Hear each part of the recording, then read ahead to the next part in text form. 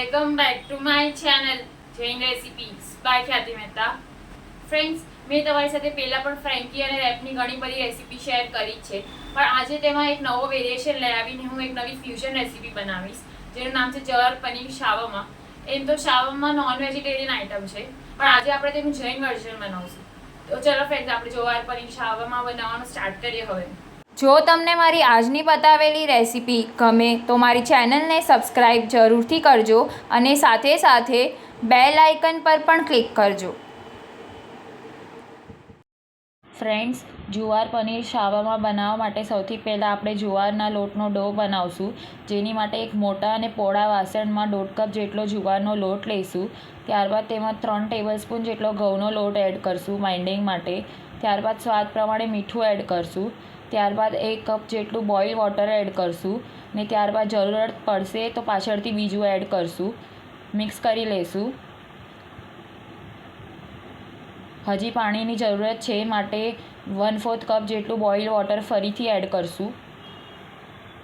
Friends, જુવારનો લોટ gluten free હોવાથી diabetic patient માટે અને જે વેટ લોસ જર્ની ફોલો કરતા હોય તેની માટે તે બેસ્ટ છે, એટલે આ રેસીપી જરૂરથી તમે ટ્રાય કરજો.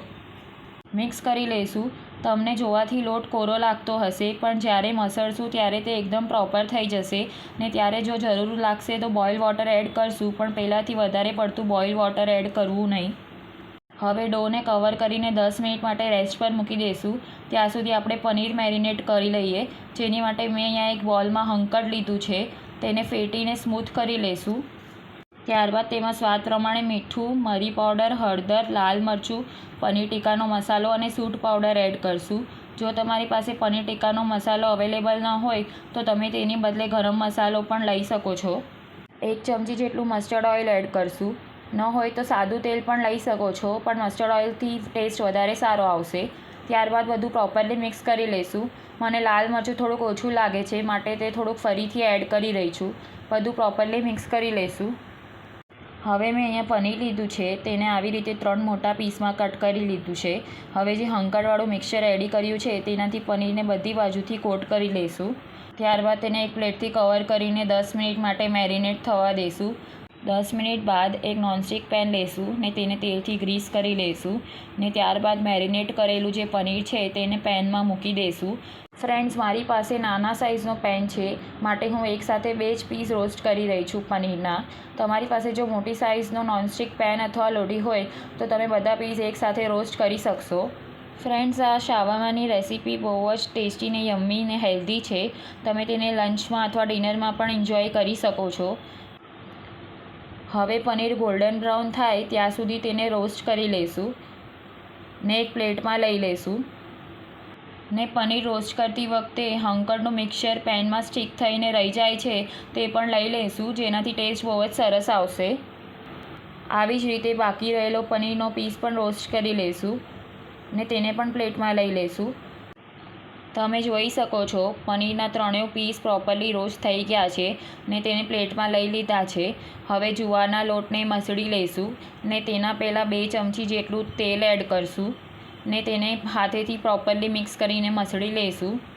આપણને એક્સ્ટ્રા બોઇલ વોટર એડ કરવાની જરૂરત નથી પડી.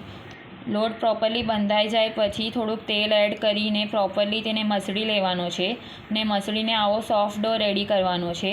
તમે જોઈ શકો છો ડો આપણે એવો સોફ્ટ રાખવાનો છે કે આંગળી પ્રેસ કરવાથી તેના નિશાન જે રહી જાય છે તેના પર છેલ્લે તેલ એડ કરીને સ્પ્રેડ કરવાથી ડો એક સરખો થઈ જાય છે. ફ્રેન્ડ્સ, જો તમને મારી બતાવેલી રેસીપી ગમે તો મારી ચેનલને લાઇક, શેર અને સબસ્ક્રાઈબ જરૂરથી કરજો અને સાથે સાથે બેલ આઇકન પર પણ ક્લિક કરજો અને મને કમેન્ટ કરીને જણાવજો રેસીપી કેવી લાગી ને તમને બીજી કઈ નવી ફ્યુઝન રેસીપી જોવી છે તે કમેન્ટ સેક્શનમાં જણાવજો. હું જરૂરથી તે શેર કરવાની ટ્રાય કરીશ. આપણે જે ડો બનાવ્યો છે તેમાંથી એક મોટો લોયો લઈને ઘઉંના કોરા લોટનો ઉપયોગ કરીને તેને ફરતે વેલણે વણી લઈશું ને એક મોટો રોટલો રેડી કરી લઈશું. જવારનો ડો છે, માટે બધા રોટલા એકસાથે કરવાના નથી. વારાફરતી એક એક કરીને લોયો લઈને વણીને સિજવવાના છે. વણતા વચ્ચે રોટલો ચોંટી જાય પાટલા પર તો ઘઉંના કોરા લોટનો ઉપયોગ ફરીથી કરી લેવો અને મોટો રોટલો રેડી કરી લેવો. મોટો રોટલો વણાઈ ગયો છે. હું તમને તેની થિકનેસ નજીકથી બતાડું છું. આવી મીડિયમ થિકનેસવાળો રોટલો વણવાનો છે. આપણે જે ડો બનાવ્યો હતો તેમાંથી હજી આવા બીજા 2 અને એક નાનો રોટલો બનીને રેડી થશે. હવે આપણે રોટલાને સીજવી લઈએ, જેની માટે મેં અહીંયા એક નોનસ્ટિક લોઢી લીધી છે. તેના પર વણેલો રોટલો મૂકી દઈશું ને ત્યારબાદ ફોકથી રોટલામાં હોલ્સ કરી લઈશું, જેથી કરીને તે ફૂલે નહીં. હવે રોટલાને ટર્ન કરી લઈએ. તે હજી થોડો કાચો લાગે છે, માટે બીજી સાઈડ થવા દઈશું, પછી તેને ટર્ન કરશું. બીજી સાઈડ લાઇટ બ્રાઉન થઈ ગઈ છે તો રોટલાને ટર્ન કરી લઈએ ને નીચેની સાઈડ થઈ જવા બાદ તેને પ્લેટમાં લઈ લઈએ. આવી જ રીતે હજી એક રોટલો વણીને તેને સીજવી લઈશું. હવે આપણે રોટલા પર સ્પ્રેડ કરવા માટે એક મિક્સચર રેડી કરશું, જેની માટે મેં અહીંયા એક બોલમાં મેયોનીઝ લીધું છે. તેમાં થોડોક પિઝા પાસ્તા સોસ એડ કરીને પ્રોપરલી મિક્સ કરી લઈશું. ત્યારબાદ તેને સાઈડમાં મૂકી દઈશું. ત્યારબાદ જે પનીર રોસ્ટ કરીને રાખ્યા હતા તેને પતલી પતલી સ્ટ્રીપ્સમાં કટ કરી લઈશું. હવે ચોપિંગ બોર્ડ પર એક રોટલો લઈશું ને જે મેયોનીઝ અને પિઝા સોસનું મિક્સચર હતું તે રોટલાના સેન્ટરમાં આવી રીતે સ્પ્રેડ કરી દઈશું. તેના પર લેટ્યુસ લીવ્સ મૂકશું. જો તમારી પાસે તે અવેલેબલ ન હોય તો તમે તેની બદલે કોબીના પાનનો ઉપયોગ કરી શકો છો, પણ લેટ્યુસ લીવ્સ એકદમ સોફ્ટ અને કૂણા હોય છે, માટે ખાવામાં તે બહુ જ ટેસ્ટી લાગે છે. ત્યારબાદ જે રોસ્ટેડ પનીર ચોપ કરીને રાખ્યું છે તે અને પ્લેટમાં રહેલો મસાલો મૂકી દઈશું. થોડોક ચટપટો ટેસ્ટ આવે એની માટે થોડોક ચાટ મસાલો સ્પ્રિંકલ કરી દઈશું. ત્યારબાદ મેં અહીંયા પર્પલ કેબેજને ગ્રેટ કરી લીધી છે, તે એડ કરી દઈશું. તેના પર પણ થોડોક ચાટ મસાલો સ્પ્રિંકલ કરી દઈશું. હવે મેયોનીઝ અને પિઝા સોસનું જે મિક્સચર હતું તેને મેં પાઇપિંગ બેગમાં ફિલ કરી લીધું છે. તેને આવી રીતે સ્પ્રેડ કરી દઈશું. હવે આવી રીતે રોટલો બંને બાજુથી ફોલ્ડ કરી દઈશું ને સેન્ટરમાં એક ટૂથપીક ભરાવી દઈશું, જેથી કરીને રોટલો ખુલી ન જાય. આપણા જવાર પનીર શાવામાં બનીને રેડી છે. તમે જોઈ શકો છો તે કેટલા કલરફુલ અને મસ્ત દેખાય છે તે. હવે આપણે એક બટર પેપરનો ઉપયોગ કરીને તેને રેપ કરી લઈશું, જેથી કરીને ખાવામાં તે ઇઝી પડે. માટે આપણે જે ટૂથપીક ભરાવી હતી તે કાઢી લઈશું ને આવી રીતે જવાર પનીર શાવરમાને રેપ કરી દઈશું. ખરેખર બહુ જ ટેસ્ટી અને યમ્મી બને છે ફ્રેન્ડ્સ. આવી જ રીતે હજી એક શાવરમા પણ બનાવીને રેડી કરી લઈશું.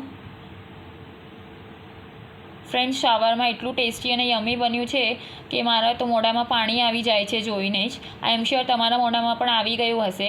તો તમે આ રેસીપી ચોક્કસથી ટ્રાય કરજો. બીજો શાવરમા પણ બનીને રેડી છે, તેને પણ હવે આપણે બટર પેપરથી રેપ કરી લઈએ. તો બનીને રેડી છે આપણા જવાર પનીર શાવરમા. Thank you. ફરી મળશું નેક્સ્ટ રેસીપી સાથે. Bye by.